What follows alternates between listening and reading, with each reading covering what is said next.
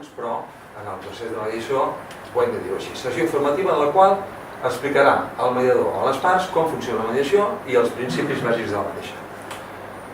Com es farà després? Doncs en sessions individuals o conjuntes. Individuals, doncs, només el mediador amb una part, evidentment amb l'altra també, o en sessions conjuntes en un moment determinat. I això serà doncs, en funció de com avanci la mediació i com la vagi considerant el mediador o com mediadors, si són més d'un, si és en comunicació, alternant aquestes sessions individuals i conjuntes, fins i tot limitades en on es fan preguntes, respostes, s'escolta i a base doncs, de reconduir la situació s'acaben o no trobant acords totals, acords parcials, doncs allò no arribem a cap.